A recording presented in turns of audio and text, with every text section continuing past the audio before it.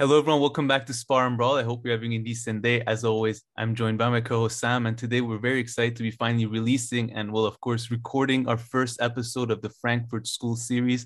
So we've teased this series a little bit here and there, and I guess if you're seeing this right now, we've also put a post up just a day or two before announcing that we're going to be releasing this multi-part Frankfurt School series. So we're going to tell you all about what the series, what to expect from it, and also what we're going to be talking about in this first episode. But before that, please like and also consider subscribing if you've been watching us for a while. And as per usual, you can also find timestamps down below.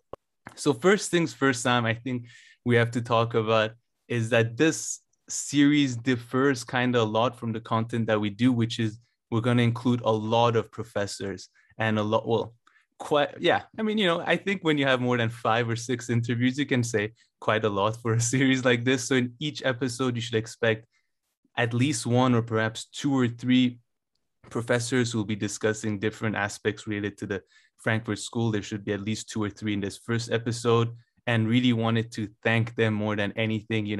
Sam, at first, when we started off talking about this series, professors were kind of like, yeah, maybe we should include 1 or 2 professors in it, but then we kept on sending emails and they very kindly accepted our invitation and offer most of the time. So really a big thank you to them. And you can also find a list of the different professors which we'll be including in this series in the community post.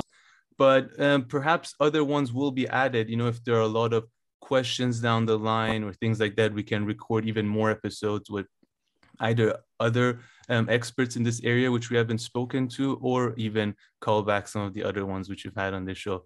But I think that's one thing that we should say from the get-go, right? Big thank you to them. Yeah, for sure. Giving us a lot of time, and pretty much we kind of sent questions where basically which the answer would be go read the books.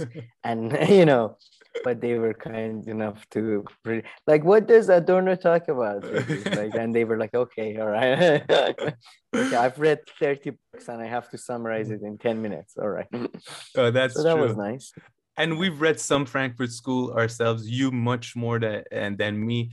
But I mean, I don't feel too guilty because we have all these professors and all these experts uh, Yeah, to do the to talking for supplement us. the, Yeah.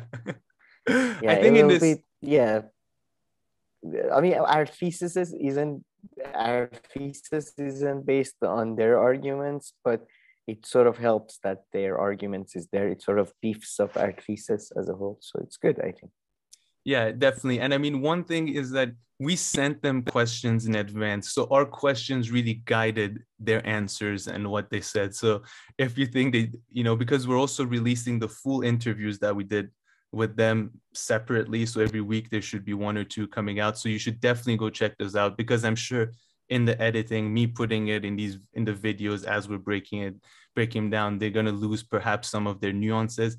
And on top of that, our questions kind of guided what they were saying. So if they didn't touch on a topic or address something, we're the ones you should blame, because we asked them the questions and we told them what we want to talk about, really. So, For but sure. I think with I that mean, out of the way, yeah, you did tell me that you intentionally try to edit it in a way to like misrepresent their ideas in a controversial way, if I recall correctly. So indeed, exactly, that was your exactly. intention, right? Yeah, just to That's get some happening for views. sure. I That's must say, happening for sure. one thing I am not, sorry, yeah, one thing I'm not too happy about is we couldn't get too many critics. We basically got one critic. Although some of the people we talked to are critical of the Frankfurt School, we couldn't But find it reasonable because the critics are mostly awful. yeah, So, I mean, if we it's don't we just don't have anybody who's dismissive hard to of the find. school, that's for sure, of Frankfurt School of critical Yeah, yeah, theory. But I think they all have their own criticisms. And again, yeah. it's Frankfurt School, involves so many different thinkers, and people used to write a lot. I'm sure scholars still write a lot, but back then that was just, maybe they wrote even more, and they're all like political philosophers, so they wrote books. So there's just so much on them anyway. No, but I would have loved to get somebody like Perry Anderson or Mhm. somebody like that. That would have been nice. And we still can, and people can still suggest, anybody that they think we should have included in our series.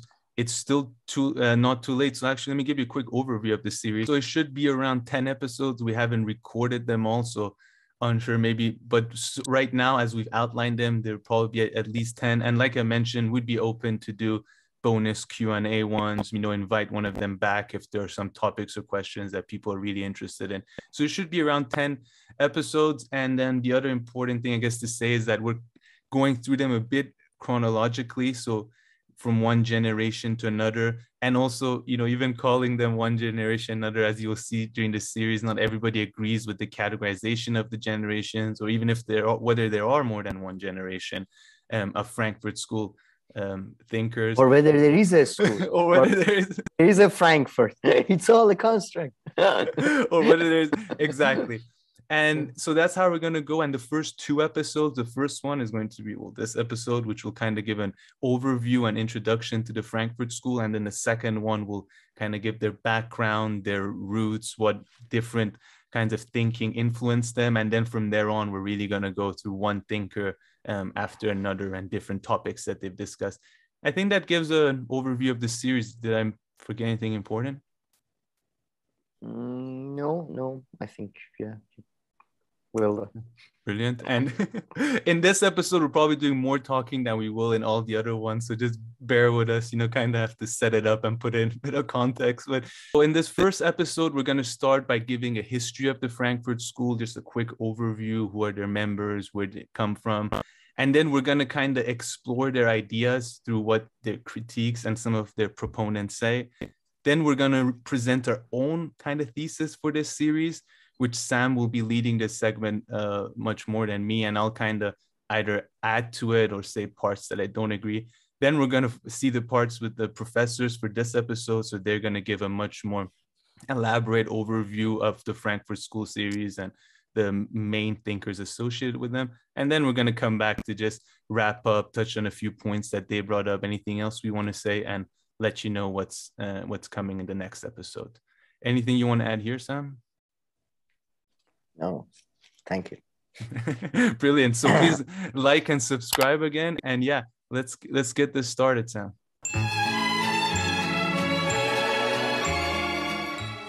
So we're gonna start with a very, very brief history of the school, just to just to set the scene, so to speak, for what's to come. Frankfurt School was set up, it was actually privately funded school in the very beginning. It was set up in Frankfurt, and there are three main generations that are associated with Frankfurt School. But as one of our, I believe, very early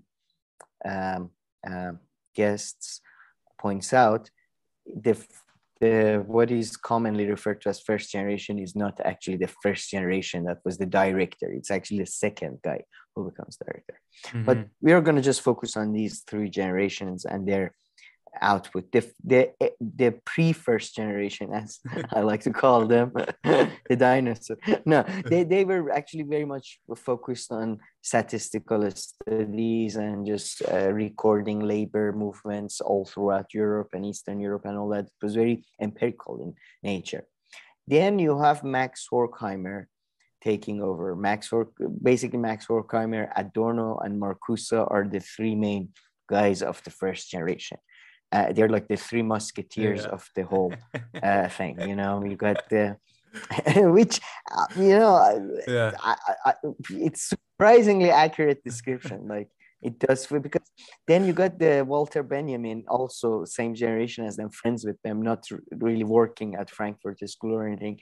Because I don't know if you've ever read Three Musketeers, but you have the Three Musketeers, but the main character is D'Artagnan, who's there's actually four main characters. I see. Okay, yeah. So you have Benjamin there as well. But another good analogy.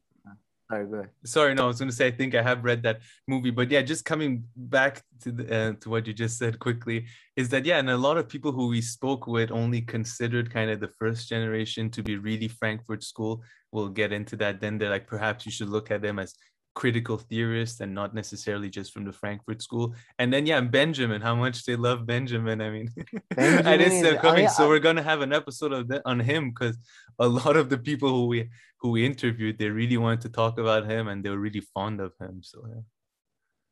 Sure, and I mean, to be fair, I did include questions. Yeah, no, him, you did, so, of course. because I'm a big fan. Yeah, he's good. He's the pro. He's, I don't know. I mean, this series, before just delving more into the history, I must say has been extremely eye-opening, and I'll go into that more in the thesis, because these people have written a lot. Yeah. Only these three, by the way. Just let's forget about the other one, and there are other ones even in the first generation. That's why actually. Like originally when I was working on my introduction, I went with the Three Musketeers, but then I like as you get to know the other ones like Leo Lowenthal and Benjamin and Eric Fromm and there's so many other ones, and this is all first generation still we're talking. I thought maybe the better analogy is Justice League. So and it turned out it was such a good, because it's perfect as well, because you got the three main ones, which is Batman, Superman, and Wonder Woman, and they perfectly go with, like, you got Batman is definitely, I think, Max Horkheimer, who was the director of the institute, working in the background, kind of a bit of an asshole to some people. Seems like it. Yeah, very sort of dark forces behind. You got the golden boy, the sweetheart, everybody loves him, Adorno, the genius. And then you got Marcuse, who was for, women's liberation, sexual liberation, and all that. And that's clearly Wonder Woman. I don't know if you know this, but the writer of Wonder Woman was very much into BDSM and sexual liberation movement in America. Okay, and all yeah, that. no, So not familiar at all. Perfectly. And then you got the, Cyborg, which is, I guess, Benjamin, sort of, probably it's a bit tragic at the end. And then you got, the Aquaman is like Eric Fromm, I guess, or something. I don't know. It's just perfect. Perfect analogy. So that's a good way of looking at this school, I think. Very academic and definitely very academic. Yeah, very academic. Then you got and then these people are, very famous, very influential, although later in their lives. Then second generation, the most famous person is Habermas, who was a student of the people in there. I think he was an assistant to Adorno at some point. He's not, I mean, he starts to diverge from the school methodologically, and he develops his own arguments of communicative space and, public spaces and all that. He's not, at least he's not viewed as much of a cynical as the first generation, or viewed as far more cynical. And we should mention, I forgot to mention that in the history thing, that their main thing was to basically, they were very much influenced by Freud, Marx, Weber, Durkheim to lesser extent, Hegel and all that. And they came up with a sort of marriage of Marx and Freud through all these other people, and they applied it to different things, basically, in very different ways. So as we discuss, as other people in the next episode, I mean, to call them a school is a bit, in the second episode. And I mean, one thing you can say for sure, I think, whether if you consider them all to be part of the Frankfurt School or not, I think grouping them by generation, that part makes sense, because as some of the people we spoke to will highlight, like Habermas does seem to really be going in a slightly different direction in the things that he is interested. And then after that, the other generations, 3 and 4, they seem to also just take critical theory and go into all kinds of different areas, if I'm not mistaken, which the original, the Three Musketeers hadn't. So whether you consider everybody part of the Frankfurt School or not, I think the generation separation still helps out and makes sense.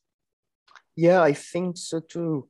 But it's funny, like the first generation really does feel like, it feels like just reading about, like there is not so much common among them, except the fact that they basically kind of respect each other. It's like reading about basically German intelligentsia and their like personal lives, and it's, there is, it's an interesting thing. But yeah, and they were all influenced heavily by like the same same events, which is World War II and Nazis and like having to flee the country and all that and going to the US. So they all have that kind of At experience in least common as three of well. them. Yeah.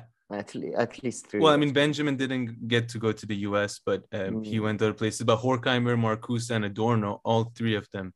I don't know from or Yeah. Lowenthal did. Lowenthal did. I think Lowenthal has stayed in America. If I don't know. I mean, so yeah, they were also united through this kind of experience. Whereas let's say you take the third and fourth generation one, I mean, you know, they're people placed in different countries around the world and everything. So in that sense, they're not also unified. yes, yeah, and yeah. Then second generation is Habermas, who for like pretty much, I believe, about 300 years just acts as the second generation. It's just nobody else. Single-handedly carrying all of the Frankfurt School on his back. Yeah, just I am doing all the debates, all the research. Fuck you all. Get away from the Frankfurt. I don't know how he manages it, but it's from pretty much 70s onto like late 90s, even early 2000s. I mean, the guy is still around. It's so funny. He's like 90. I mean, not good for him, and I hope he's around for a long time.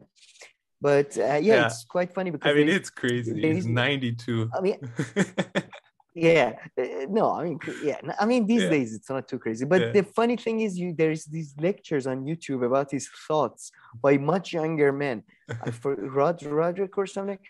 And they've half passed away. And they're like, Habermas, this elder of our, of our tradition, and they're all dead now. It's like he's sitting in the crowd watching. Yes. Yeah, I don't know what he's eating, but yeah, I like some of that. I mean, you're right. People live in their 90s. I'm having what he's having. Yeah, it's anyways. Yeah, he's to be honest, probably I don't know. He's he's an interesting one, but I don't know. His writing is the most difficult one for me, surprisingly, I would say. But we'll get to that later on his own episodes, hopefully. But yeah, you have him, and he works with a lot of different people, and he influences a lot of people. And then you have a third generation, which is basically the most famous people are Nancy Fraser and Axel Honneth, who takes over from Habermas as the director of the institute. And I think now he's replaced by somebody else. But there, I mean, and then, for example, with Nancy Fraser's and others, you see a application of critical theory to feminist issues and feminist ideas, which, by the way, like for people who hate like third wave feminism or aggressive feminism, I highly like, or any kind of like they think they hate feminism. Nancy Fraser, I think, is a great writer. Just her feminism, I think, is very good feminism. I would just very normal, like common sense feminism, as they say. But yeah, feminism is one of those things that like everybody makes up their own version. A lot of people, and then they're like, yeah, I hate it, especially even when it's like in very common, non-academic and just like, just a normal conversation, it often can come up. And it has been used by like really awful people like Josh Whedon, the writer of many Marvel and comic book movies. Okay. Like, these weird worms have used feminism to like abuse women basically. And it's just so I can understand the feeling sometimes, but yeah, I highly recommend. Her writings are really good, and they have basically they are increasingly applying just critical theories. Even it's just they're applying it to very specific issues and specific. There's another guy who's arguably third generation, arguably fourth generation. Hopefully, one day we'll have him on. We will have him on, Rainer Frost, I think, and he's, for example, focused mostly on human rights issues. So, and applying critical theory and I would argue there is a bit of a there's a bit of it, and I think they're okay with that. That's a completely legitimate methodology in a way that they like each generation, including the first generation, in the way they approached Weber, Marx, and Freud, or Hegel, they take what they like. For Mhm. example, like this is with Adorno, is very evident with his like the way he interacts with Hegel. They take what they like, but then they sort of ignore what they don't like, and then they try to refine that Which makes on a sense. specific issue. Yeah, that's a very common. That's very common method. I mean, that's, And I yeah. think it makes I mean, Adorno, I think at some point he says that he's trying to get away from the question of what did Hegel really meant. Mhm. And he's right in a way. I think it's like who cares in a way? Like, Mhm. what did Hegel really meant? Was he a supporter of like fascist state, or was he not? I mean, who cares? Some old what does Hegelian thought can teach us about today? That's a much better question. I Mhm. think that's what he Got you. meant. Yeah, but I would argue that Hegel just sucked and you should just ignore him. But but it's a better way of approach. That's how they you get something and you refine it, and then And Michael Sugru says the same thing about Hegel, kinda. So I know don't it's go much after more. Sam. You can go after him. Yeah, go after Michael, please. I mean, we have somebody who I think from his writings and interview is far more sympathetic to Hegel, and I don't know. Yeah, I'm trying to read him now, among other things, and he's very difficult. And Oh, yeah. But yeah, I maybe don't know. we'll touch on him in the next episode. So now that you've said something controversial, we can leave it for the next episode and come back to Hegel. Oh my God, yeah. I'm joking. Very controversial. Sam Dissing, famous like 17th century philosopher. Don't mess with Hegel. These videos he's taken very seriously. Oh yes. I mean, there is one lecture which I hope we discuss hopefully in one of our videos about Hegel, where the guy is so like, oh my God, like the guy is so, anyway, he's so annoyingly positive on Hegel, and constantly like, the people who don't like Hegel have never read Hegel. They never understood. Is that true? Have you read Hegel? I just started it, so yes, that's true for now. It could change within a month or two. Yeah, and I'm just parroting what what Michael Sugur said. So.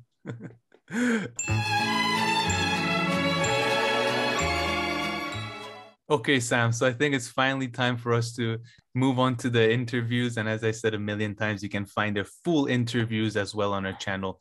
I'll put the links down below, I guess. I'll put the links down below as well. So in case you can't find it on our channel, but we're going to make a nice Frankfurt School playlist as well to make it easier. But okay, so you're going to hear from 3 of our interviewees right now: Professor Claudio Corradetti, Professor Charles Mascali, and Professor Gordon Finlayson. So there, we kind of went far beyond what an introductory episode perhaps would say, but we wanted to, put everything in scene and context. So from them, we're not going to take all their ideas. We interviewed each of them for over an hour and a half. So they're just going to introduce their overall thoughts on the Frankfurt School and kind of just talk about where it emerged and give us a little overview of the different generations. And then in the next episodes, they're going to reemerge to talk about Adorno, Horkheimer, criticisms of Frankfurt School, other ideas of Frankfurt School, or critical theory that they found to be very important. Okay, so without further ado, let's go to the interview. The Frankfurt School, since the beginning, it was born in 1923.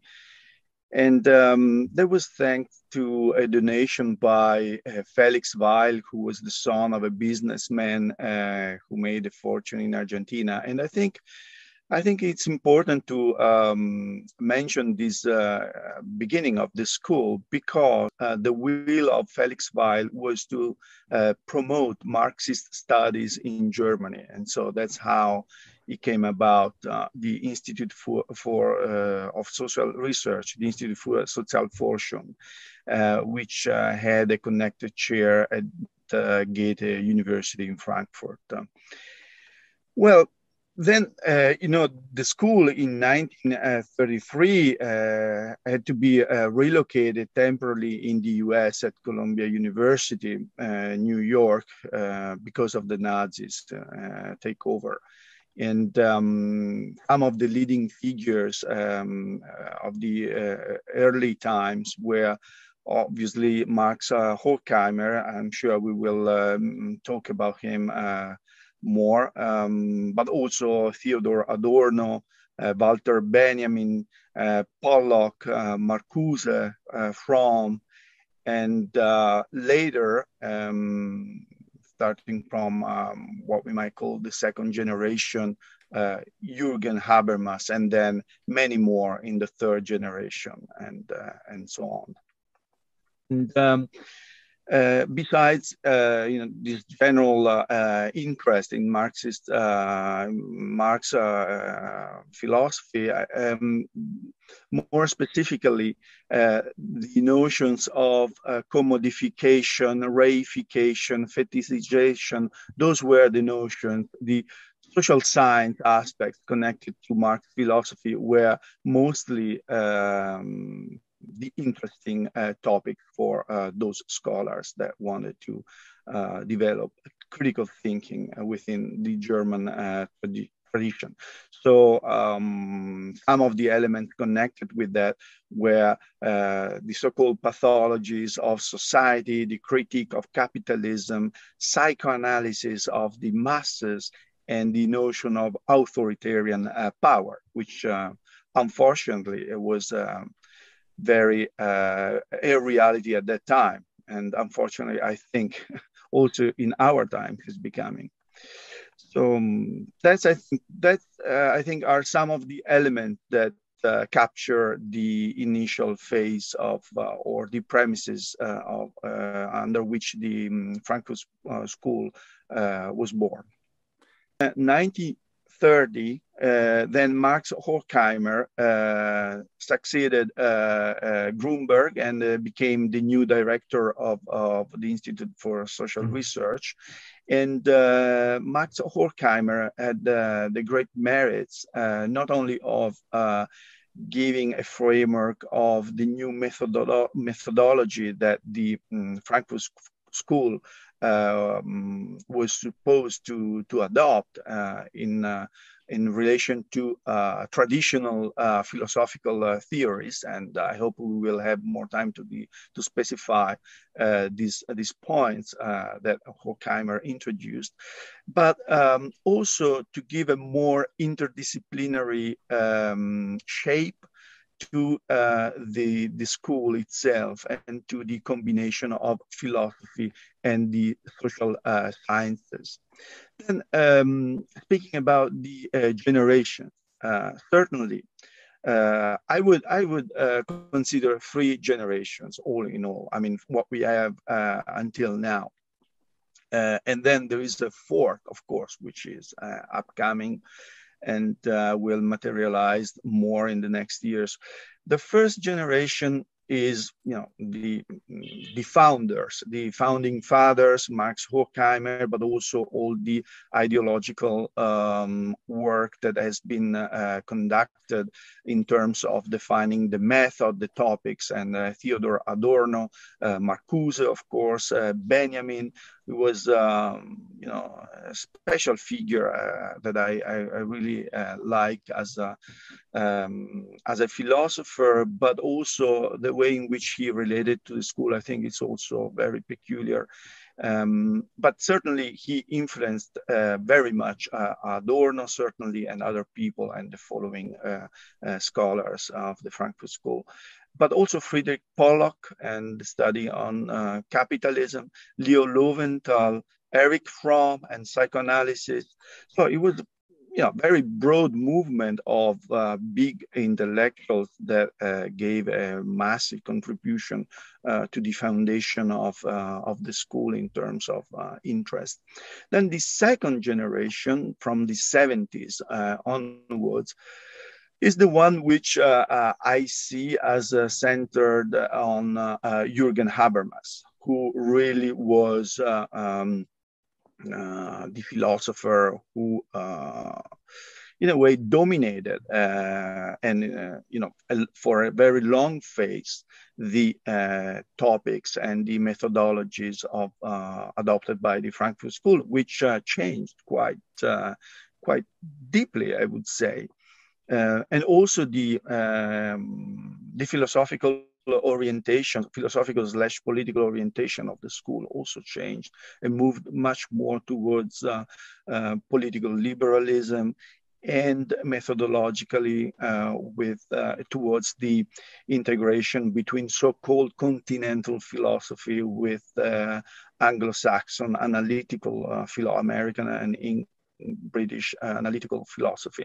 So that move happened because of Habermas, and indeed the results of that choice is what we have nowadays in terms of the third generation of the Frankfurt School, where you do find certainly very prominent German scholars that are either more or less integrated into the analytic framework, but also you have more broadly European scholars that are part of the critical theory framework, and Americans, mainly American US scholars spread in different American universities that share the critical methodologies and topics. And to give you some names in Germany, and that's why I was wording you with regard to the time frame that was included in my classification. You have people from Klaus Offe and Josef Fruchtel, Hauke Brunkhorst, and other people in Germany that belong to the third generation in my classification, because in a way or in another, they were either students or younger colleagues of Jürgen Habermas. But you also have much younger people like Cristina Lafont, who is a Spanish philosopher, but she's teaching at Northwestern University, and Rainer Forst, of course, who is the leading figure, I would say, at least in Germany for critical theory, and he's based in Frankfurt. And he's a much younger scholar than the ones that I mentioned at the beginning. But in the United States, then you have a similar, time frame. I mean, like a generation frame that includes Nancy Fraser on the one hand, Sheila Ben-Habib, Jean Cohen, Andrew Arato, Bill Scheuermann, and these people came in contact with Jürgen Habermas either in the US or in Europe, in Frankfurt, during the seminars that Jürgen Habermas was organizing.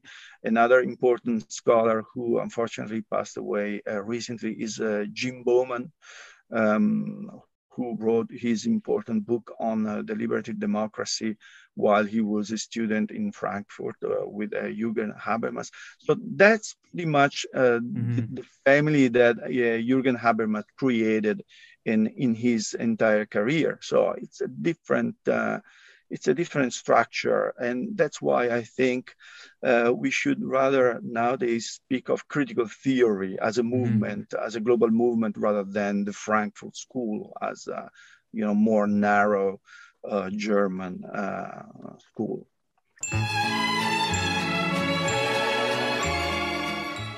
Adorno, first of all, in 1944, wrote together with Horkheimer the Dialectic of Enlightenment. And this is, a capital book for those who want to understand the Frankfurt School. And there, in the Dialectic of Enlightenment, Adorno and Horkheimer look at the paradox practical outcomes of the Enlightenment in the light of the modern world of that time, the Second World War and what was before the Second World War.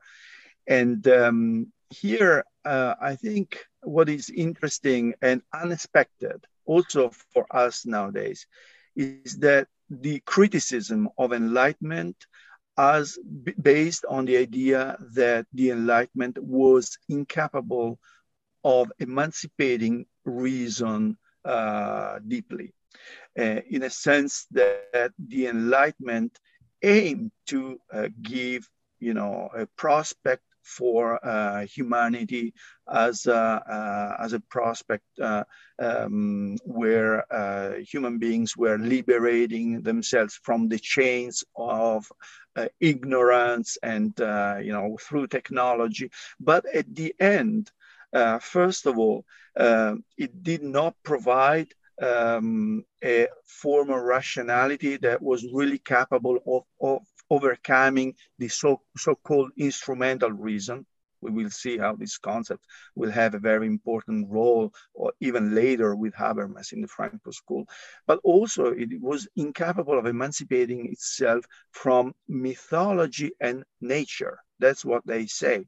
And also, if you think about the notion of a state of nature, for instance, of contract theorists, and that's why classical authors are quite important, I think, to remind the state of nature as a strategy to exit from nature and enter into the civil state. For Horkheimer and Adorno was rather a sign of this lack of capacity of the notion of rationality developed by the Enlightenment to really, abandon this mythologizing and pedigree and relation to nature as instead the Enlightenment wanted to. So yeah, there is much more to say about Adorno as well. I mean, certainly in this book, The Dialectic of Enlightenment, there is the chapter, very famous chapter on Kulturindustrie, the cultural industry that became also very popular reading afterward. The cultural industry, the massification of cultural products, and cultural products become like any other form of product that is the result of a capitalist society, any other sort of commodity which is under the laws of capitalist society, so much so that culture is seen as evasion. And that was not, as Horkheimer and Adorno say, it was not the original and the classical meaning of culture, which was instead a critical, more critical sense where the spectators were learning about themselves rather than evading from the daily life. So that's another aspect. And of course, there is Negative Dialectic of 1966, where Adorno continued his dialectical understanding of philosophy, and as he always said and affirmed, he liked to be and present himself as a dialectical thinker. So, if I may, I think especially from Adorno, you can see how Hegel, but also in Marcuse as well, we'll say, how Hegel was very, very prominent, and a certain interpretation of Hegel was very important since the start of the Frankfurt School. I mean, in a Negative Dialectic, Adorno rethinks and reframes the notion of dialectic that Hegel had not introduced, but certainly he gave a very important, well, the speculative moment was certainly an Hegelian moment, the third moment, as a technique of debate was already part of, ancient Of course. philosophy and the sophist Tradition. and so on. But as a philosophical mimicking of what reason does and what being and not being, so the ontological elements that are involved in philosophical speculation are, that is something that starting from Hegel, it became, an internal line of reflection of the Frankfurt School. So negative dialectic in that respect is an ambitious rethinking of ontological problems together with a notion of truth and so on. So in that respect, Adorno emphasized this sort of finitude that obviously was not part of the Hegelian program. So the negativity of dialectic showed this more immanent form of critique, and also this impossibility of overcoming the moment of finitude when we think about the being. Yeah, so those are the two that I would mention. Of course, the other one is Marcuse.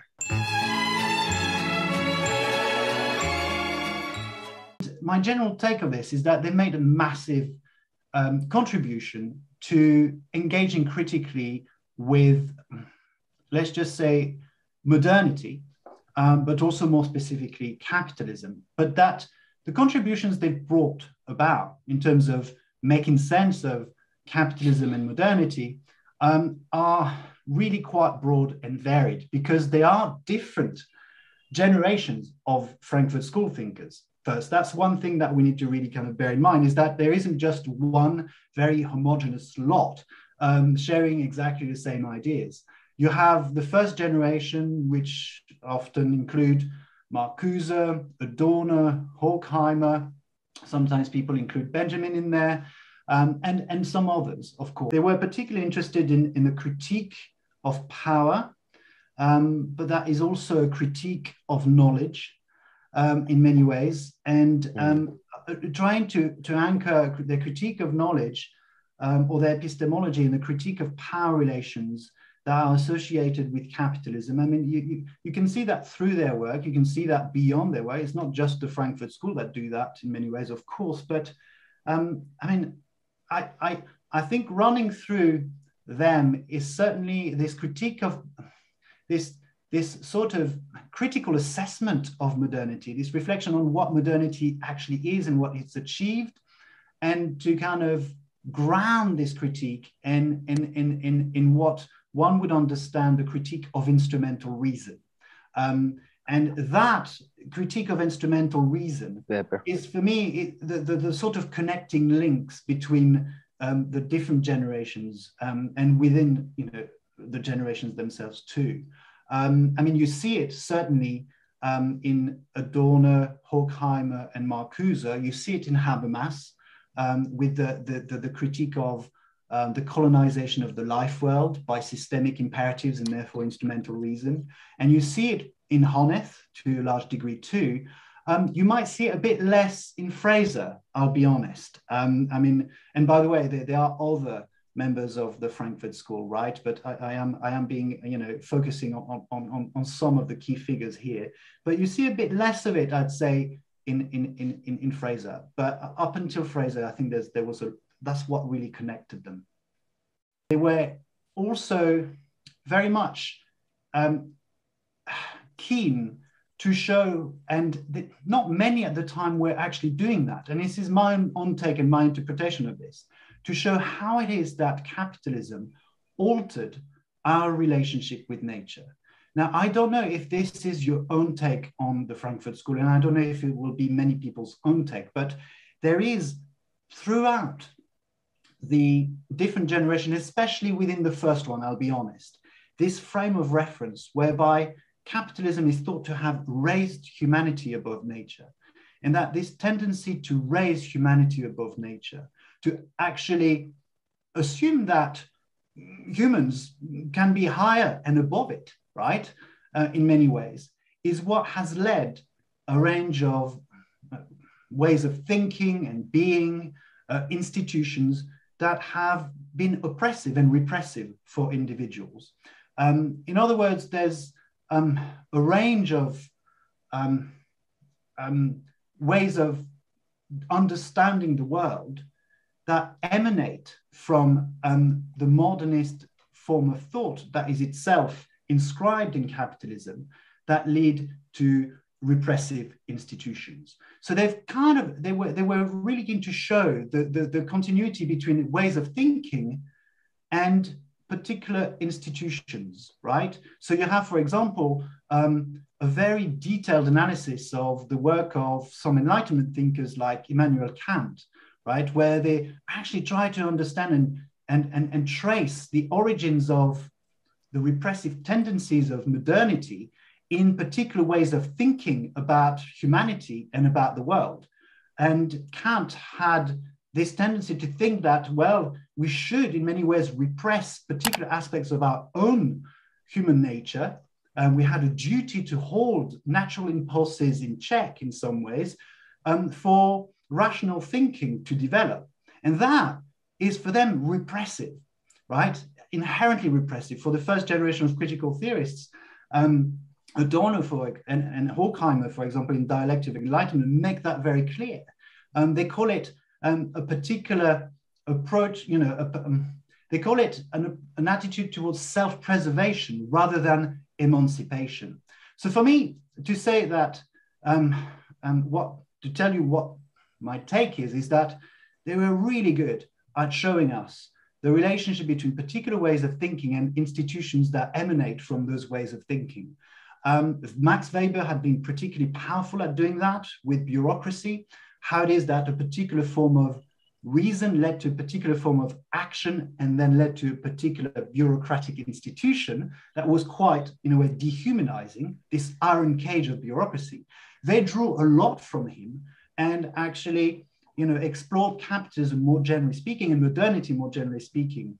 And yeah, there's so much to be said, but here, it's this raising humanity above nature and the implications this has for particular forms of thought and the institutions emanating from them that is really key, according to me, in their work. And I have here just really talked about the first generation of Frankfurt School thinkers. I mean, I'm afraid I will leave potentially the discussion on Habermas for others. Maybe for Gordon, who's a lot more of an expert on Habermas than I am. I will say this about Habermas, that I think, and this is my view, that in a way what he's done was to de-radicalize critical theory. From the theory of communicative action onwards, I don't see a person who thinks that structural change is both desirable or possible. What I mean, major structural change. For example, I could sense that, he was very critical of capitalism initially, and then from theory of communicative action and the colonization of the life wealth thesis, he seems to think that, okay, well, capitalism should remain because it's been really quite progressive in many ways, but it has to remain within the system, right?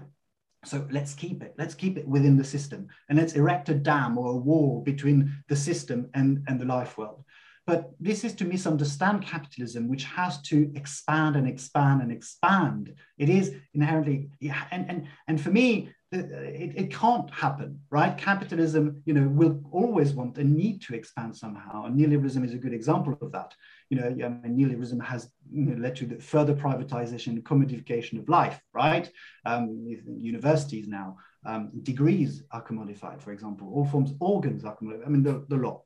Anyway, so I want to leave Habermas aside. I've got a very critical take on Habermas, I'll be honest.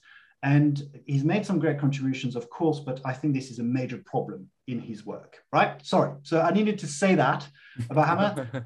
Now, you were so much more clear on Habermas than Habermas is on Habermas. I must say. Thanks. Lamp just. Yeah.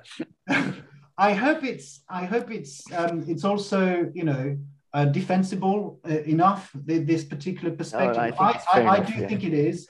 I do think it is, but yeah, it'd be interesting to see what others think, right? So what was I going to say? Yes. Now, sorry about that. To talk about a particular member of the Frankfurt School and to say what their major contribution is. Well, I think Marcuse, for me, as I said, is really the member that I feel the greatest affinity with. But I must admit that I see a lot of parallels between what Marcuse tried to do and what, for example, Nancy Fraser herself is still doing to this day.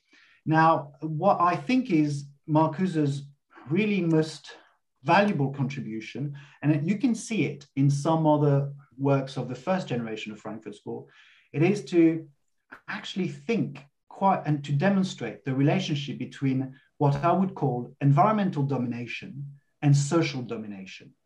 This is, for me, such an important contribution that Marcuse made, and that, in fact, the Frankfurt School made. And quite early on, they made it. It's this theme, this frame of reference that runs through their work about the tendency of the domination of particular groups over other groups under capitalism, like the bourgeoisie over the proletariat, or other groups, by the way. Okay, it could be the global north over the global south, because he was interested in that issue in Western liberation, or it could be of men over women. Those forms of social domination are intrinsically connected to the domination of nature by humanity. They're not separate. They're intricately imbricated. Okay, you can't separate them. The same logic, it's the logic of instrumental action, which is a logic of domination, right? And what is, by the way, I kept talking about concepts at the beginning and not even explaining them. But what I understand by instrumental reason is a particular cognitive faculty, a particular way of apprehending the world cognitively, which is about manipulation and control, right? It's basically instrumentalizing our environment, whether it's people, nature, whatever is part of that environment. So this is what it's called instrumental reason. So when we reason accordingly, according to this, in this instrumental form, we end up turning others into means to an end, right? Into instruments. And that is problematic because it's not about, it's quite the opposite of caring for or supporting others. It's more about turning others into the object of, your manipulation, to objects of manipulation. And that particular form of reasoning is basically a rationality of domination, which is really reflected concretely in the domination of the bourgeoisie over the proletariat, exploiting the proletariat, right, turning them into means to ends, or of women by men, women being confined to the home, for example, so that men could then be able, go on to and earn the wage, for example, although obviously things are a lot different today, but there is still very much this tendency in societies, contemporary capitalist societies are still intensely patriarchal. But what we find is, for example, a form of domination within the labor, within the workforce, where men are in positions of power and women are not in positions of power, are more, overrepresented in precarious positions. So those forms of domination, which are social, are articulated, or let's just say articulated around this instrumental way of thinking, right? And they are also connected to environmental domination, which itself entails humanity treating nature as an instrument, as a resource to be exploited, to be extracted in many ways. So that's that same logic, right? That same form of thinking, the technology we use, et cetera, are technologies of domination. The sciences we develop are sciences of domination in many ways.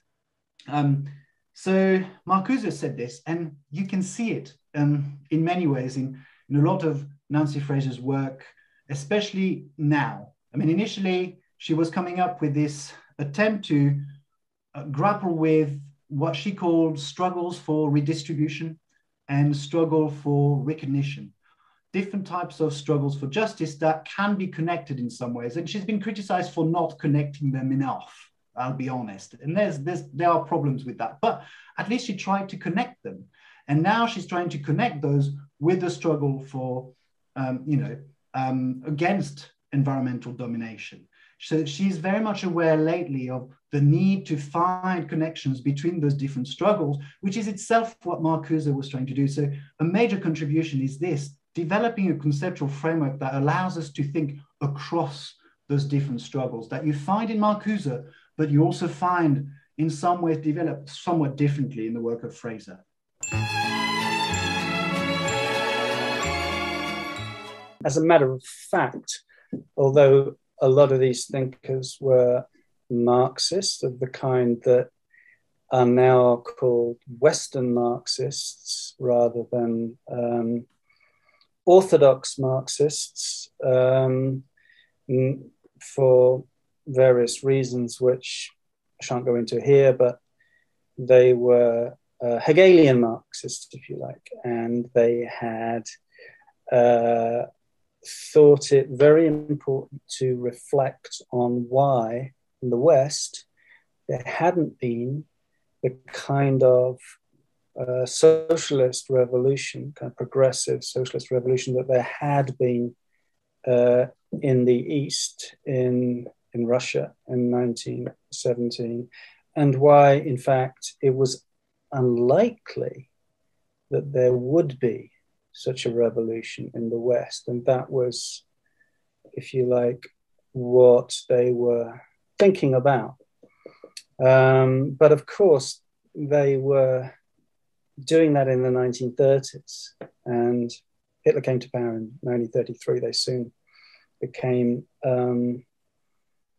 preoccupied with thinking, among other things, not only about capitalism, but about fascism. And the other thing to know about, so the Frankfurt School were largely, but not solely, a group of Jewish intellectuals as well. Some were, as it were, more Jewish than others, but of course that made it very difficult for them in the 1930s. And so before I go on to that, and what happened to the Institute for Social Research, I'll just say a little bit that there was a journal called the Journal for Social Research, which is kind of the hub and the focus of all their writing, where they published a lot of writing. And there was quite a lot of names that are not so readily recognized nowadays. Friedrich Pollock, who were kind of part of the very first people, along with the economist Franz Neumann, and the legal theorist Otto Kirchheimer. And yeah, who was the first director of the Institute? I'd have to go back to my memory is terrible about that. But anyway, what happened is that those guys were kind of succeeded by a second generation. When Max Horkheimer became the director of the Institute in a kind of second wave in about, when was it, 1937. And he's mainly associated with the Institute and with the first generation of the Institute. So the first generation will include the figures of Herbert Marcuse. So he came to the Institute as a disaffected pupil of Heidegger's, who was very interested in Marx, and Theodore W. Adorno, who was 10 years younger to Max Horkheimer, who eventually became a co-author of Horkheimer and a very close friend, and what is usually called, although misleadingly so, the first generation of Frankfurt School thinkers is this triumvirate of Horkheimer, Marcuse, and Adorno. Whereas in fact, anyone who knows the history would probably say they were the second generation, but hey, that's what they're called. They're called the first generation Frankfurt School thinkers. And the school, for what it's worth, is the institute and its journal, the Journal for Social Research, which, given that the members of the institute were Jewish intellectuals in the 1930s, very quickly had to relocate, first to Switzerland and then to New York during the war, on pain of having its funds consequently sequestered by the Nazis. So it really was only in Frankfurt for a rather short time before it moved. And then you had the situation where Horkheimer and Adorno and Marcuse were all working in the States in both during and immediately after the war, which made it very historically interesting in a way, because they were parachuted from Nazi Germany to McCarthyite America. And they joined a large German Jewish emigre population in America. Of course, not only Jewish. Thomas Mann and his family had famously relocated there and lived in LA alongside Horkheimer. Okay, so if you take, and then of course, then sort of about 1949, Horkheimer and Adorno moved back to Frankfurt and re-establish the Institute for Social Research at Frankfurt University. So what began as a sort of privately funded institute becomes part of Frankfurt University. And Adorno and Horkheimer stay there teaching for many years after the war, and not only doing their own research in whatever they were interested in, but also in Adorno's case, in becoming a kind of public intellectual, very concerned with creating the conditions for embedding a fledgling democracy in a kind of what he sees as a sort of soil that was really deeply contaminated with Nazism. So, and this was, of course, in a Germany that had been split down the middle between East Germany and West Germany, and Frankfurt was in West Germany. So yeah, the Frankfurt School, that's who they were. Insofar as the Frankfurt School critical theorists are part of a school with a shared style of philosophizing or approach to social theory, then that shared approach is, broadly speaking, a kind of Hegelian Marxist approach that is informed by various kinds of social psychology, psychoanalysis, and yeah, not so much economic thinking. They become more interested in cultural, social, and theory and social psychology. So that's the Frankfurt School critical theorists. Is it fair to group them together? Well, yes, it is. I mean, there are other people who are not part of the inner circle, the sort of triumvirate of Horkheimer, Adorno, and Marcuse. Marcuse, by the way, stayed in the States for all his life, but was always associated with the Institute. Yes, it is fair to group them together, but they are different. They're very different, actually. And it's not that they had really a kind of common program of social theory. Both what they did and how they thought both developed quite a lot, especially when they were relocated during the war to America, and they discovered, what was happening in Germany. So that was obviously a tremendous shock, not just to them, of course, but it was to them. So they and then they went back to, if you like, a ruined Germany and into West Germany, which under the Americans had been, given a constitution, the German Basic Law, and was, as it were, a kind of reset on a democratic path. So if you live across that history and you ride across that history, there is inevitably going to be those change of historical circumstances, those upheavals are inevitably going to be reflected in your writing. So that was just to say that there's a big development in what they write. And also they are different. They have different ways of thinking. Horkheimer was always more science friendly and kind of more of a scholar. Adorno was very influenced by music. He was a composer himself. He was much more interested in art and in particular music and in culture than the other two.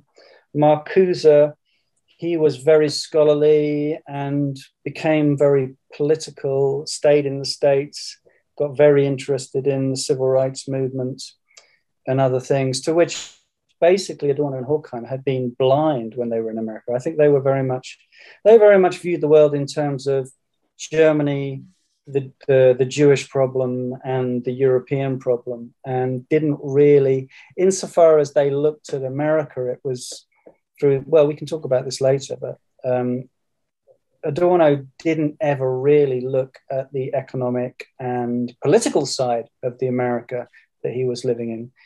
Unlike Marcuse, who did, right? So Marcuse very interested in the student movement, in civil rights movement, and more of a political figure. So yeah, very different styles of philosophizing and very different sets of interests. And also of different formations, actually, because Heidegger was Marcuse's teacher, and he took that interest in phenomenology with him. And that really did kind of make a deep impression of him, even though as he moved into Marxism, he moved away from Heidegger and phenomenology, but he was always still interested in it. Whereas Adorno's got hardly any interest in or sympathy with phenomenology. He wrote a kind of devastating critique of Husserl, whose philosophy he didn't really understand very well, and of Heidegger, whom he just excoriated. And he was basically he was basically interested in Kant and Hegel and Marx, and had a rather more narrow philosophical outlook. Horkheimer had a broader philosophical outlook and more of a higher tolerance for science and social science than Adorno, and empirical work than Adorno did. So yeah, it's a long and complex story, and they do. I think often when you talk about the Frankfurt School, you think that these guys were all the same, but they're not all the same. Like the Bloomsbury Group, they're all individuals. They're all different, and in fact, even Habermas, so later, who studied under Adorno, was Adorno's assistant, said that when he was in the Frankfurt, the Institute. When he was in the Frankfurt University after the war, after Adorno had come back and Horkheimer had come back, and he said he didn't really see a Frankfurt School theory. He didn't even see a common social theory at all. He thought that was a project still to happen in the future. He just said, look, Adorno came in and lectured on Hegel and Kant, and that was it really. Insofar as so there wasn't a common there wasn't a common framework, there wasn't a common thing called a critical theory, and Habermas took it upon himself to try and produce one. That's so that's worth pointing out, actually. Okay, all right. So now that you've seen these interviews, sorry, wish it was more of them and less of us talking, but I really think that this series makes more sense. The introductory episode, you need an introduction to put everything in context. I think it makes more sense that No, way. I mean, there is some accusation I'm in love with my own voice and stuff. Bullshit. Well, you need But that for this kind yeah, of area that we're working. But yeah, Sam. So I mean, right now what we listen to is just kind of an overview of generations. They didn't get too deep, but a few things that I wanted to just pick up and that people have heard right now. One is that I think Claudio Caradetti makes this point, and I think other people that they've interviewed afterwards would actually agree with this. And he says that instead of thinking of the Frankfurt School, he likes to think more as critical theory as a movement. And then he thinks these kind of generations makes more sense. There's a better, line going between them if you think about it that way. I thought that was a good one. A second thing that already starts emerging is, how much people like Benjamin. He would definitely be voted as the most popular, as the coolest, most preferred one if you go and take a poll of professors in this area. And it's just Benjamin. That's all people say, just no, not even Walter no, Benjamin. just Benjamin. Benjamin. Just the Benjamin half. Yeah. Yeah. And then another point that I just wanted to raise right now, which is interesting, and Charles Mascalia brought this up, and so do others. One thing that they really liked about the Frankfurt School, and they say they're one of the first to talk about this, that they talk not only about man's domination over other men and other social classes, but also over the environment. So I thought that's also very interesting topic and subject that will hopefully elaborate even more going forward. And one of the people who I think will be included in one of our later episodes, hopefully the Benjamin episode, also mentions that Horkheimer and environment. Yeah, that was something I don't think either of us knew about too much, that they wrote about domination over environment and all that. That was interesting. Yeah, and again, as you said, they've written so much, that of course Crazy. we haven't read everything, but perhaps others have also not managed to get to all their different essays and things. I'm sure they've written a lot. But okay, Sam, I don't know if there's anything else to add, except in the next episode, in the second episode, we're going to look at kind of the roots and the ideologies and the different thinkers that influenced them, as well as the background against which they came, which we didn't really mention right now, which is kind of instrumental thinking and instrumental reasoning. I don't think we touched on that, but that is also a big element against what they're reacting, especially the first generation of the school, perhaps all the way. Yeah. I mean, that's the Weberian concepts and all that. But your next episode, hopefully, and it might be a two-parter because we are still not sure how much, because there's so many these guys like. And by the way, they write and they keep referring to these people as if Hegel says this, and you're like, well, I don't know this. I've heard about Hegel. Is that good enough? I know there was a man in Germany. He passed away, right? Yeah, he's not okay. Yeah. He's not alive. As as anybody would know, like the musical blah blah blah. It's like, I don't know this. Yeah. But okay, good stuff. So as per usual, please like and subscribe, but even more importantly, leave your comments, questions, and of course criticisms down below. We'll make sure to get to them. And if there are a lot of questions, also if you have questions, leave them down below about the Frankfurt School. I mean, like genuine good faith. I mean, you can put any questions, but if they're like really questions and we collect a lot of them, then we can also do a Q&A and perhaps invite one of the professors who've already spoken with, or another one perhaps, to come and just address those questions. I wanted to jump into the criticisms now, but before that, I thought I'd just clarify that that's one of the problems that I had coming up with the argument for our show, is that there is very, very, very varied interpretations of their works among the people who cover their work. So, their critics have a very different, basically, view, it seems, than the people who respect them. And this is really evident. For example, like if to compare, you can read Perry Anderson books, arguments within, considerations on Western Marxism and arguments within English Marxism, I think. And then you can take a look at what Martin Jay has written about them, somebody who got lucky enough to interview, very kind. And I mean, depending on what like interpretation and that type of thing, it could like how like it's you have basically you're forced into reading their original work to come up with your own arguments, which is really annoying. So just there is sympathetic interpretations and unsympathetic interpretation. Not that any is more real than the other necessarily. I can't say so far, but.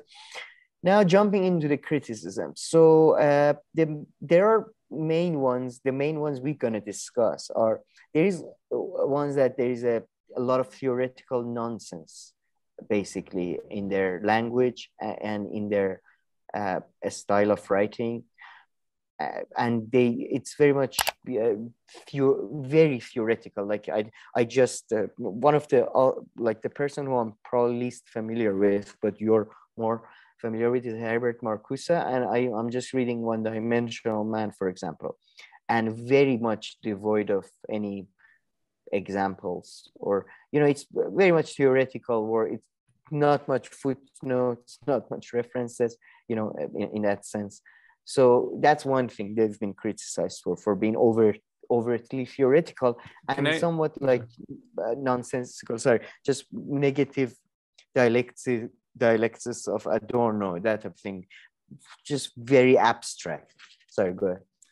Yeah, I mean, in one way, perhaps I agree with you, but it doesn't surprise me too much because if you compare it to other political philosophy work, it's very similar. So within that kind of world, I think it is not overly theory-based or like too little empirical work if you compare to all the other political philosophy thinkers that came before them.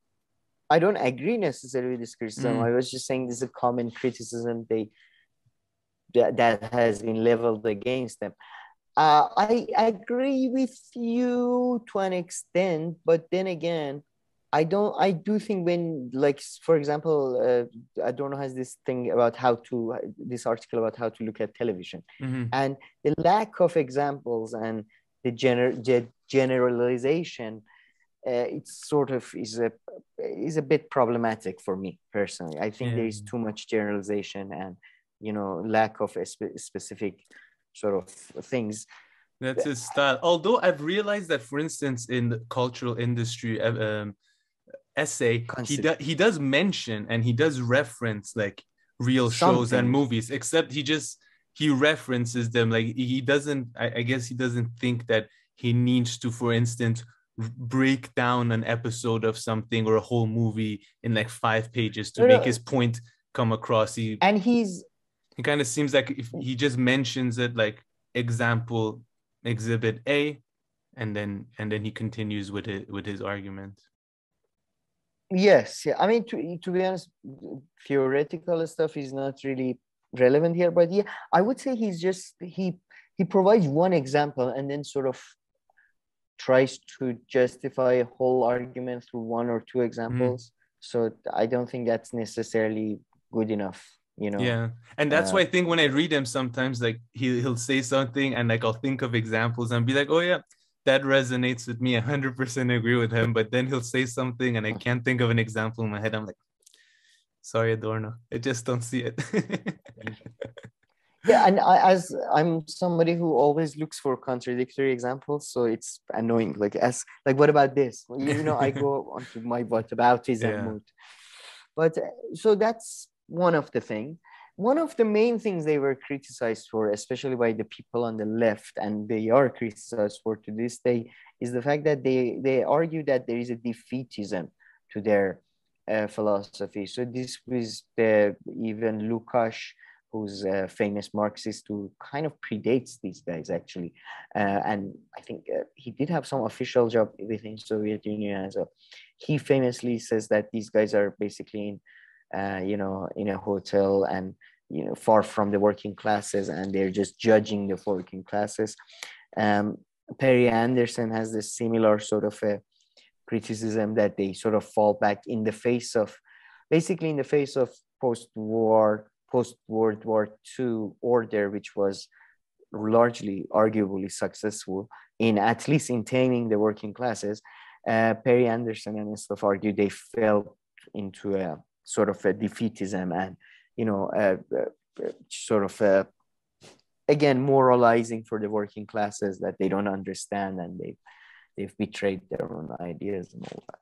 So that's, and by the way, we see that sort of to this, this is not exact, let me just, the same criticism sort of segue into the fact that they had a very much contempt for the working classes, for the working class art, for working class sort of folk, let's say, ideology, that type of thing. And this is like they argued that Adorno's views on, for example, mass art or popular art are very contemptful of the popular, views or the working class views. And this is very evident in their views of America. And for example, to this day, people like Matt Taibbi argue that Marcuse had a very contemptful view of America, and he was wrong, and very snotty, that's the major criticism that has been leveled against them from the left,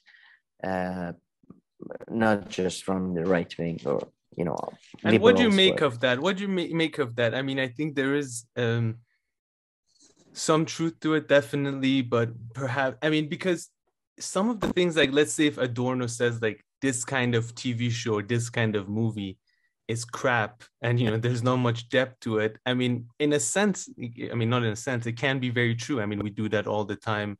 I do it, and others do it as well. It's, I guess, just the overall framework and categorization and the comparison to other pieces of work that, he sees as being much better. So, I think in that sense, I can see how it comes true. But I just really see that in Adorno. I'm trying to think like if in Marcuse or Horkheimer or others. I must say, I think it is criticism. First, as a criticism of this school, I don't think it's fair, because you got Benjamin, who is far more positive on media and popular arts and role of, for example, animation and that type of thing. And then even Adorno, reading him, that's again like, we shouldn't really have done the Martin J interview in my view, but forced me to read him again and stuff. And it is exaggerated to me. He's not so much negative about popular art. Although he's written so much, especially about music, which I haven't read a lot of it. And so I don't know. Like, for example, Martin J argued that it's not that he's not necessarily just saying that this music is bad, that's good, that type of thing. He has a whole sort of systematic view of music in which he views this type of music as superior to all the rest, because of its its content and its form and all that match and all. I find, and he himself is a musician. Adorno is a big musician, so it's not like he didn't know what he was talking about when he said like this song is technically better or whatnot.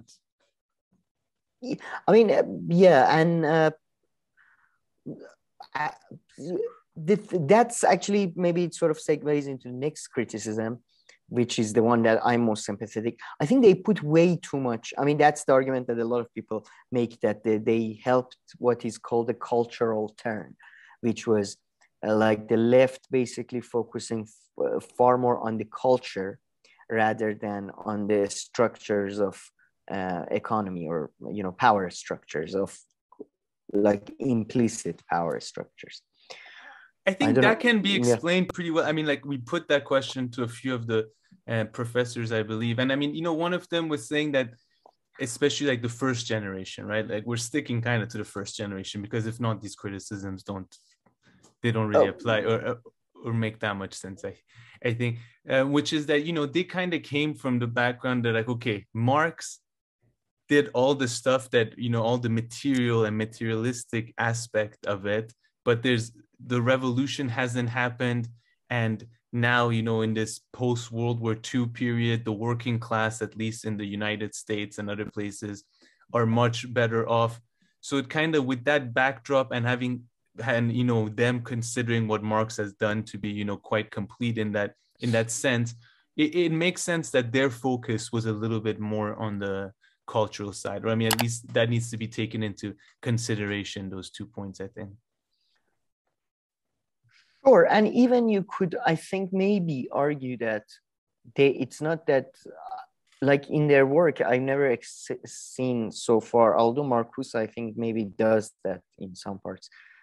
They don't say like, don't look at the economic structures or anything like that. It's just our focus is this. Yeah. And you might say, okay, this is been like, it's not really that important in the larger scheme of things, but that's their focus.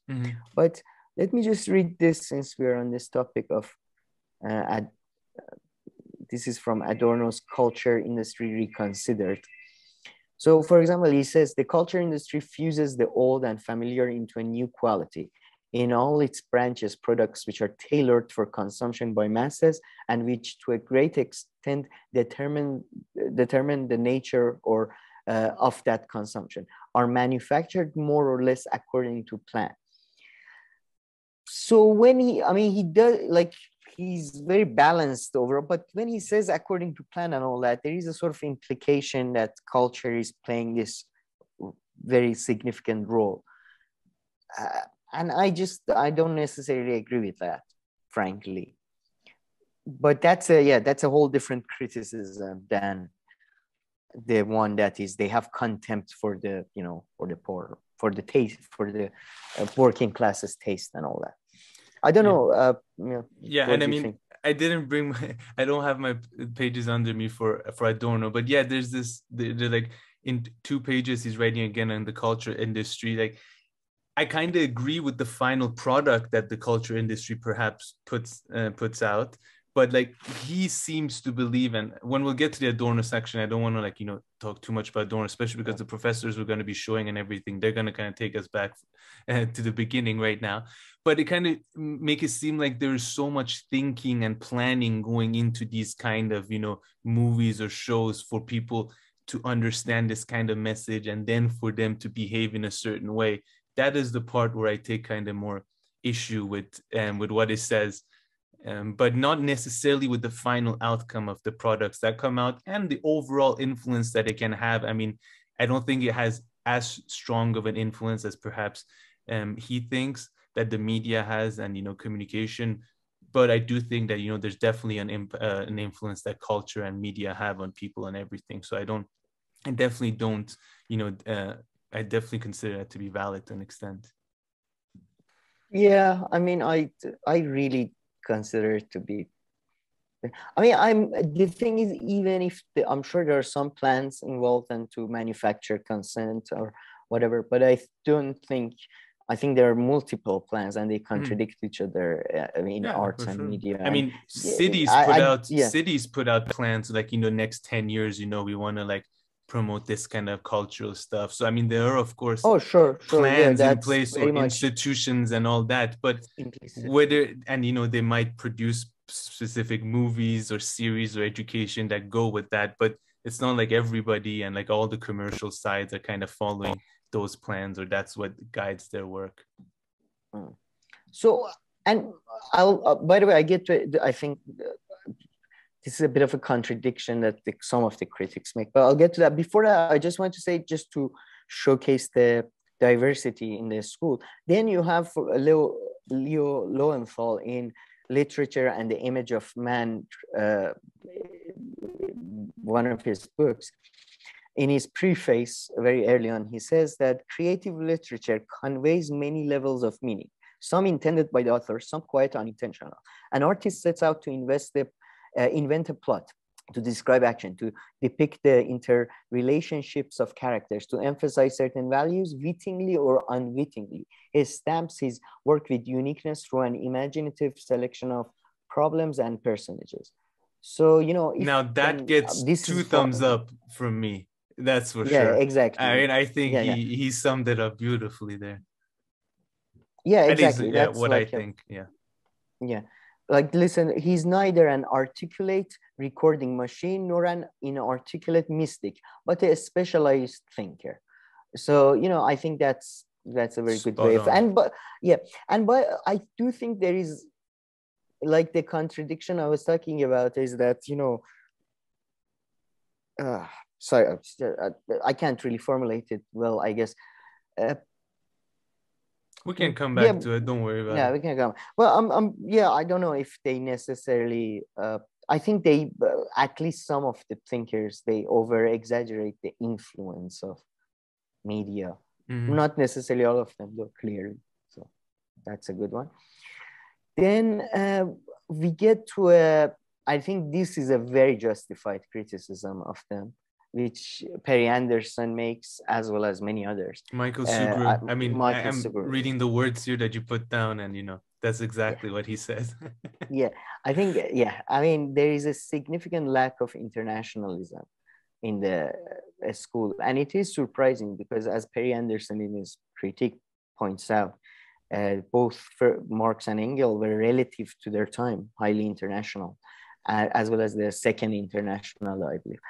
And then that is true because they would go to London a lot. I mean, Engels lived in London. They were forced to go to London. Yeah, they were forced to, and you know, Marx also worked in Paris as a journalist and all that. So yeah.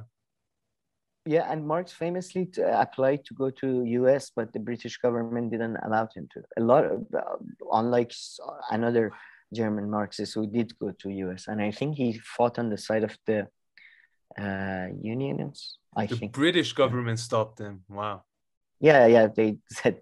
I think it was quite fun back in the days. Not only you had to get a visa, you apparently had to get. I mean, he was a political exile, so I guess they political sensitive issues. So yeah, he had to get a permission. They didn't give him the permission. But sorry, yeah, they do, and their lack of internationalism, and as I think Michael Sugrue puts it perfectly, provincialism.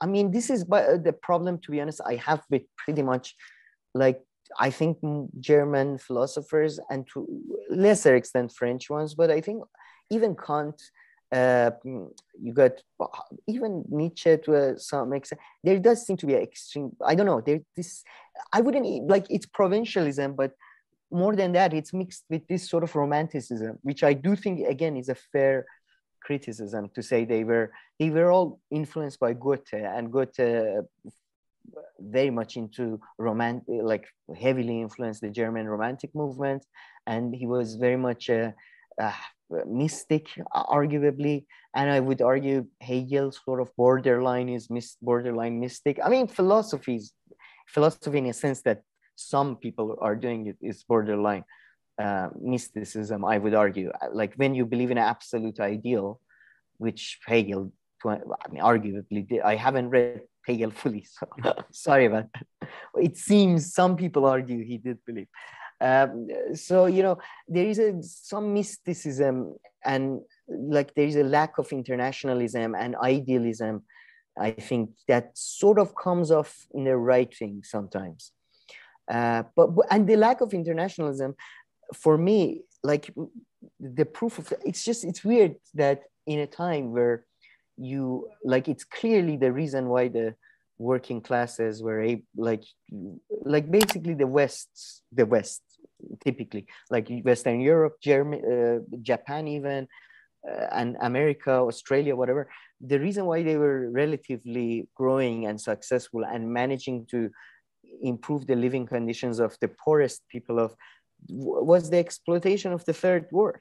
So it was basically the third, like it was division of labor was becoming internationalized in a nation state basis. Nowadays, I think it's becoming more city bases, like you got these major cities surrounded in even the most like industrialized state. So it's surprising that they don't address that aspect. And for example, the one, I mean, I think, for example, One Dimensional Man, which I'm reading, is very interesting, and it's a very interesting book in a like for why people maybe sell out, or how brain works in a time of plenty, or something like that. But it is surprising to me that these guys didn't really cover that much international. Like that seems to be the fair enough. I think what makes that criticism kind of more fair, I guess, is that they wanted their kind of what they're writing and everything to be international, to be kind of applied to many contexts, right? If I'm not mistaken.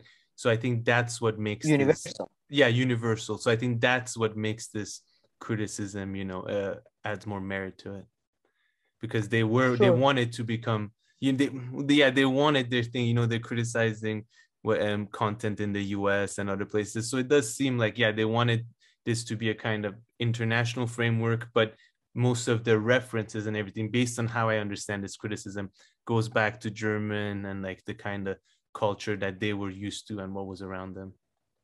Does that go with what you're saying? Does that make sense? Am I think contributing to the same point?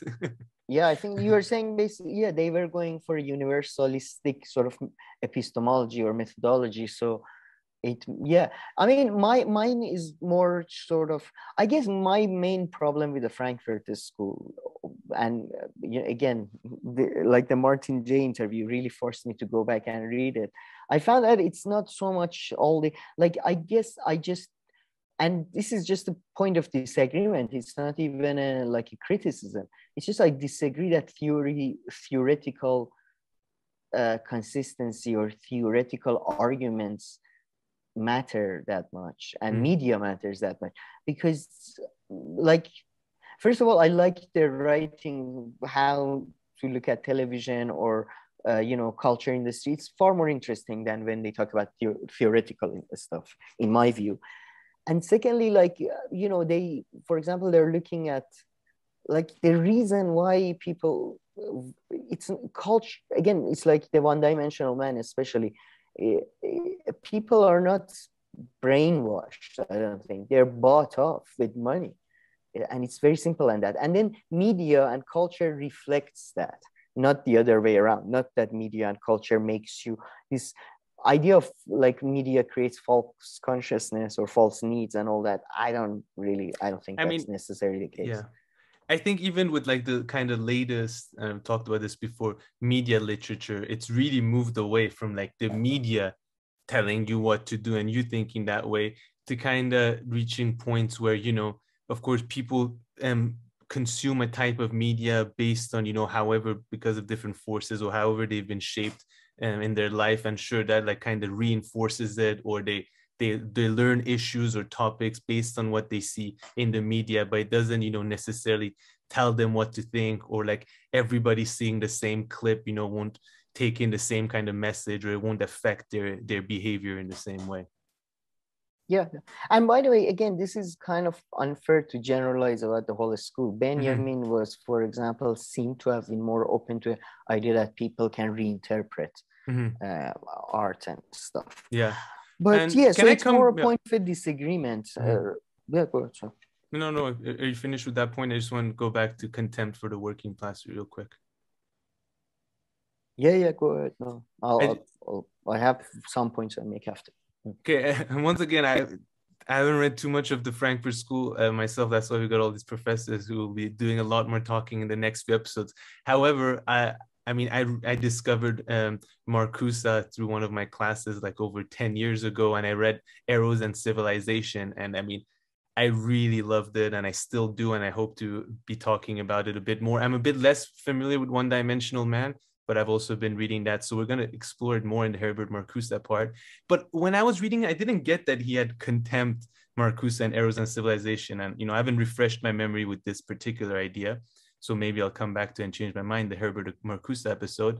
But he doesn't come off to me that he has contempt for the working class. And I wouldn't say that he has contempt for the middle class either.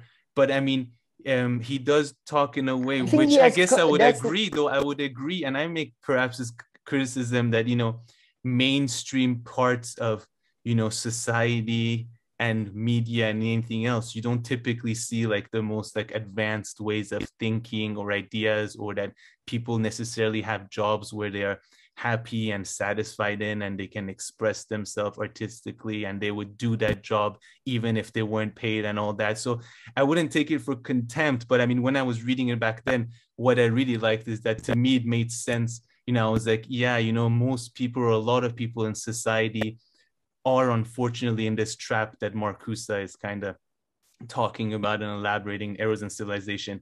It would seem to me, and I kind of agree with that, and that could be called being snobby actually and all that, like, you know, and you know, I don't think there's anything wrong with watching Friends or whatever and all that, but perhaps if it consumes you and becomes your life and all that, that's where this criticism becomes more valid. But anyway, I think we're getting a bit ahead of ourselves with these.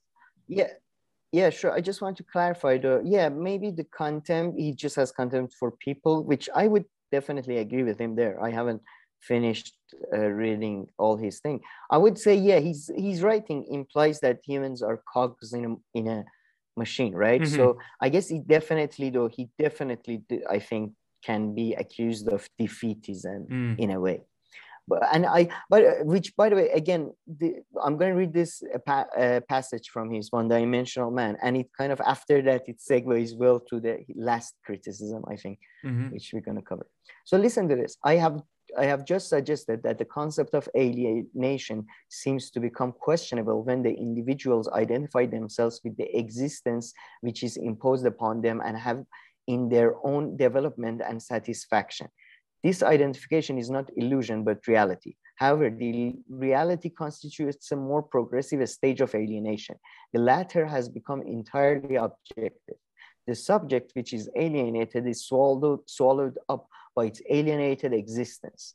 There is only one dimension, and it is everywhere and in all forms. The achievements of progress defy ideological indictment as well as justification. Before their tribunal, the false consciousness of their rationality becomes the true conscious. What the fuck is he saying? Like, exactly, isn't that the I don't know, man. Based on like political and surprisingly, I from my uni years, I was, and maybe it's just influence of just reading of other people about these people, I thought Marcuse was the better one. Marcuse is the worst one. Like Horkheimer is pretty bad too, but this is like, what? Like, I accept this criticism that sure, their writing might be overly complicated and maybe they use words that, you know, unnecessary words. However, based on like the 4 classes of political philosophy I had taken, they were all like this, and that's why I found like political philosophy, you always needed a teacher, and they would would, maybe I'm generalizing, but a lot of them, and they would have to clarify that how this complicated word actually kind of just means this, and this person is just using this word over and over for some reason, and once you get those few things, they all make a lot more sense.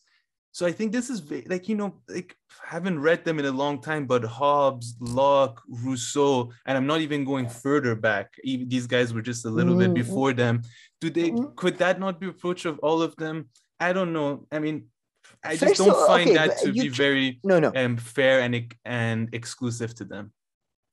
I think first of all, you can't compare Hobbes, Locke, and Kant to Adorno, Marcuse, and Horkheimer. Like, this is true. Like, there's a 200 gap between them. You can barely compare Marx to like Hume or Hobbes and stuff. And there's a 100-year gap there too. So like, it's like, I think that's different. But I think what we are facing, and this is based on my very limited knowledge, is I don't know, I think there is a German tradition, and one of our interviewers, at least, I think, sort of confirms there is a German tradition. And Roderick, the guy who I mentioned earlier, I think in one of his lectures, he says the long sentences, lack of examples, very meandering, in my view, speech. And again, it's funny because Adorno, in my view, is probably has the least of that compared to Horkheimer and Marcuse.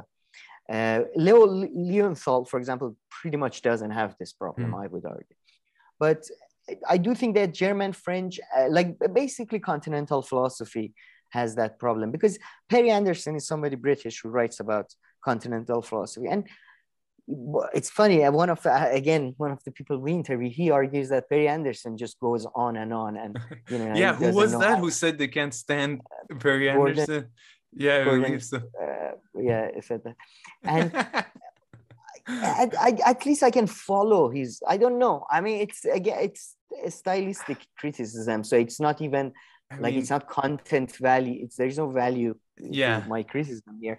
But I do think like stylistically their writing is extremely confusing sometimes. And that's problematic. I mean, do you want me to? I don't know, but I mean, I have some. Again, but okay, the point that you made for language, I mean, it's very, you know, I hear people who write in French and they're told like, can you write a bit more like the English style, which is, right, you know, a sentence that maybe has a comma in it, but, you know, let's not expand it over like a paragraph. There's a difference. So that is true. But then again, I'm just compared to political philosophy that I read, I never found them to be overly, you know, I remember like Hegel having a much harder time to understand. I remember Marx, I used to think, again, you're saying they're older, but yeah, I remember him thinking like, you know, you're using overly complicated words for other phenomena, but they were writing in German back then, and then it's been translated. So I mean, I was reading an article, I forget by who, I think maybe it was Martin Jay, about how, I don't know, even when when he translated his own work into English, they didn't like it too much in America, and they were like, it's one of his radio lectures, I think he says that, or in writing that they said it was, quote, badly organized. But yeah, I mean, look, this is very much a stylistic thing, but I do think maybe one reason there is these different interpretations that, for example, people like Martin Jay, for example, that's the thing, you read Martin Jay and he argues that, I don't know, and others are actually sort of criticizing idealism, and, you know, so in a very positive way. So maybe it's because they have such a stylistically, in my view, sometimes difficult language, that there are all these weird, different sort of takes. Because then you have other serious people like Coletti saying that basically their work is idealism and, you know, nonsense, which is exactly opposite of what pretty much Martin Jay writes about. But before I forgot to read this, I thought maybe I read this in regard to the point I wanted to make about the low, like do they have a contempt for lower arts or for working class arts? This is like, I think this is not a bad glimpse, not a summary, just a glimpse into Adorno's mindset, for example. Like he writes, the seriousness of high art is destroyed in a speculation about its efficiency. The seriousness of the lower perishes with the civilizational constraints imposed on the rebellious resistance inherent within it, as long as social control was not yet total. So this is from Culture Industry again. And I mean, look, I just think he takes art and media way too seriously. It's not that he has, I think, too much contempt or anything. I mean, I'm going to read a lot more. Yeah. But I think with that last thing that you said, that, you know, he takes it too far and prescribes too much power to them and too much thinking behind it, really, like masterminding, like, you know, how culture should impact. I would agree with that. But I mean, we'll get to Adorno. We're going to have at least a full episode on Adorno, that's for sure. Not even masterminding, but definitely just, he puts too much theoretical importance into art, in my view. Like, I mean, but then again, that's Hegel, like the art, fine art, like one of his books, I think it's about fine art and all that. And I just don't think, I don't know if that matters that much, or is it, like, was it like important to come up with all these like sort of theoretical concepts to understand art? And I mean, everything matters. And everything matters. I guess it matters in what aspect and in what area and on what, right? I mean, I think you're saying that matter too much on a macro scale. I mean, they make it seem like it matters too much on a macro scale, right? That's kind of what you're saying. Not like more than macro scale, like it's so important and impactful that it really changes, I guess, how societies are and how societies are managed, perhaps.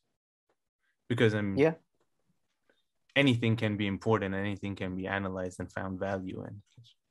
And you can find meaning in anything. But they're talking about big things. They're talking about the rise of fascism and this kind of stuff. So like society level power and ideology. Yeah, how fascism is accepted by a large number of people, or how a society becomes more reactionary as time goes by. So that's what they're talking about at a real societal level with big changes. Well, I mean, now I thought maybe just to do a very brief discussion on their legacy. I do think there is a couple of things that have to be recognized with. And one is that in many ways, history proved those guys more right than, even though I agree with Perry Anderson probably more on a lot of issues. But I do think historically they were proven right that pretty much, like, they were famously, except Marcuse, were very much anti-student movements of 60s. And they said that they would easily fall into left fascism. And in my view, first, I mean, they argued they're impotent to begin with, but they would also, even if successful, they would fall into left fascism. I mean, Marcuse was if I'm not mistaken, Marcuse was actually the most. No, Marcuse was not. Yeah, sorry. Even he, I think a few of the people who we've spoken to said that, he also wasn't the biggest advocate ever, but kind of given his position and situation and comparing to the other Frankfurt School thinkers, he was. Even, in an interview with Brian Maggie, which is on YouTube, he says that I do not think we are at the moment at a revolutionary stage, or there is the revolutionary moment or whatever. But I do think there is, I mean, interestingly, they never had an international outlook, but you did have a lot of leftist revolution outside of Europe and all that, and they did all pretty much fell into sort of a left fascism in a way. Not that I necessarily think that's the worst thing in the world. Like, sometimes maybe a state-led development through a strongman is necessary for a very, very underdeveloped country.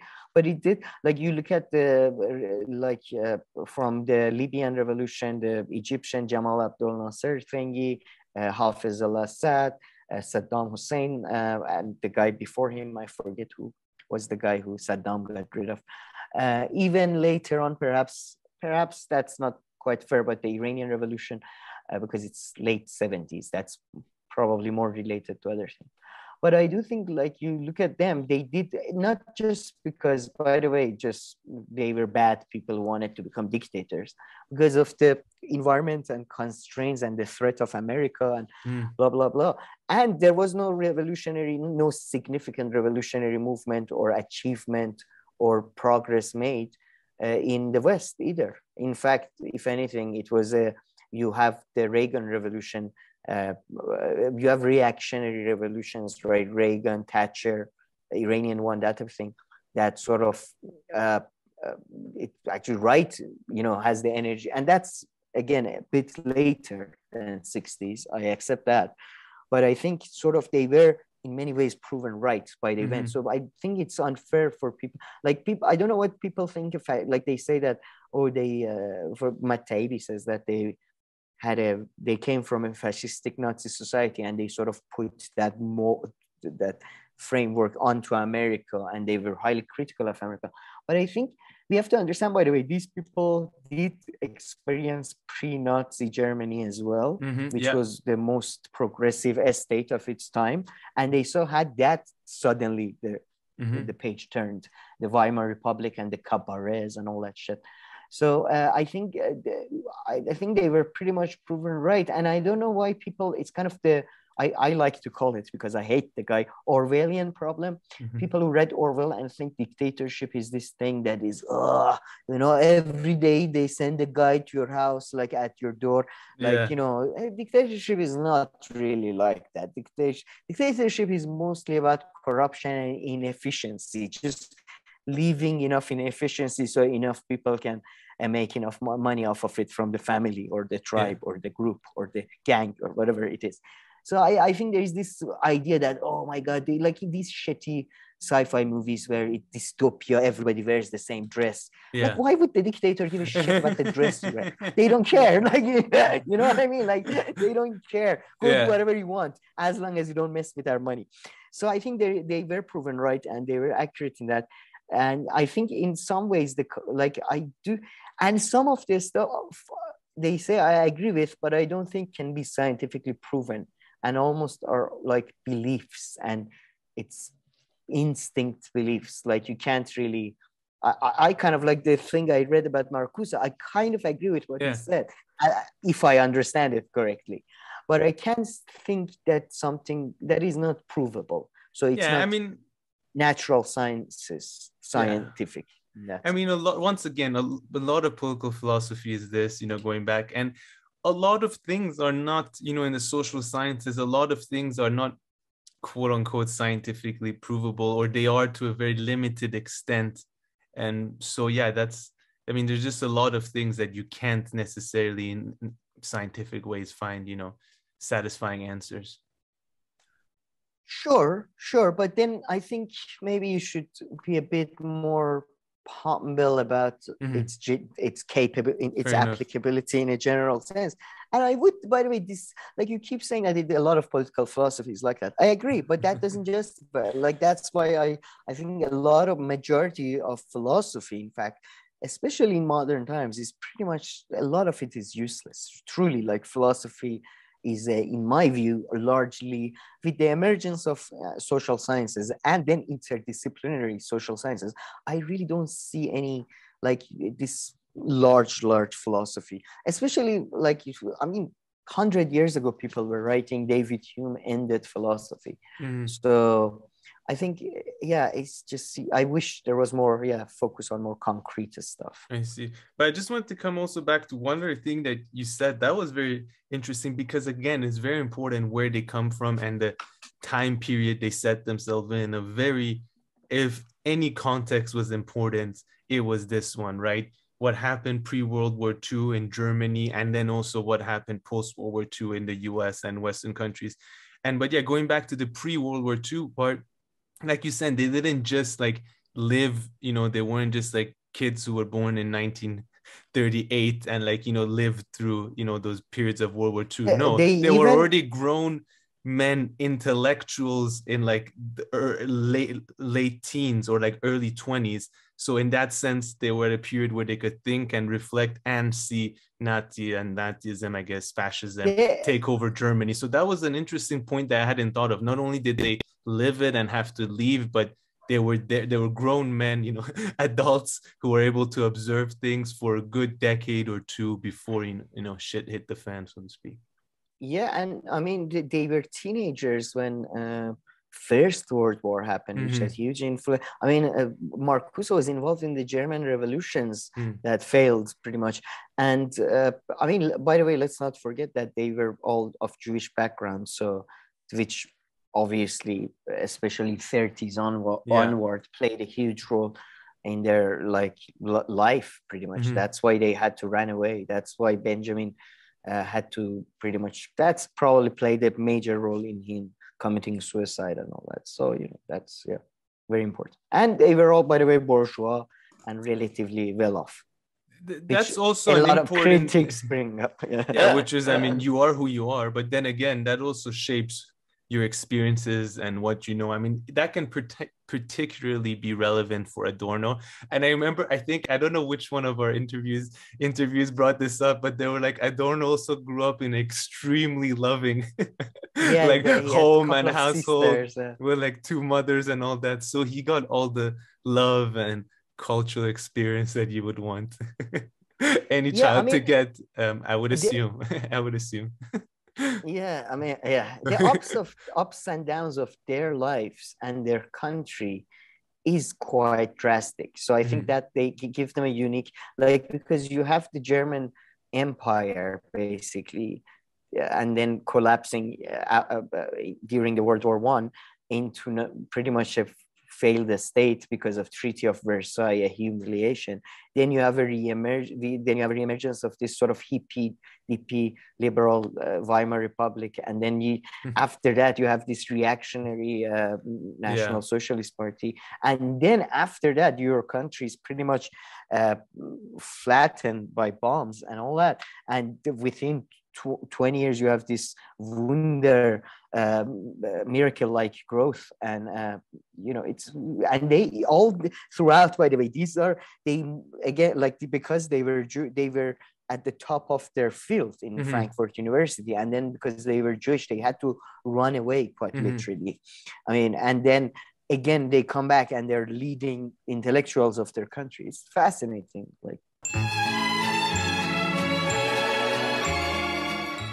okay, all right. Well, with that out of the way, any final words, Sam? No, it's the last thing. Just one thing I want to say is kind of that I do feel like a lot of criticism that comes against them is the fact that they seem somewhat hopeless about the future, at least immediate future, not necessarily long term. And frankly, I must say I kind of agree with them. And I don't think this, like a lot of people on the left think that if you think, like, I'm pretty sure, like, we are not going to succeed any foreseeable future. Like, it's pretty much over, I think. And at what scale, really? I mean, I think when you talk about these things, at the current level. And at what level and what kind of difference. Yeah, I mean, hey, and that's their analysis. We'd rather them be honest in their analysis than just, share something hopeful for no reason. Yeah, that's what I think. Yeah, that's a fair enough way of putting it. Okay, all right, brilliant. So please like and subscribe. Thank you for watching, and we'll see you in our next video. Thank you.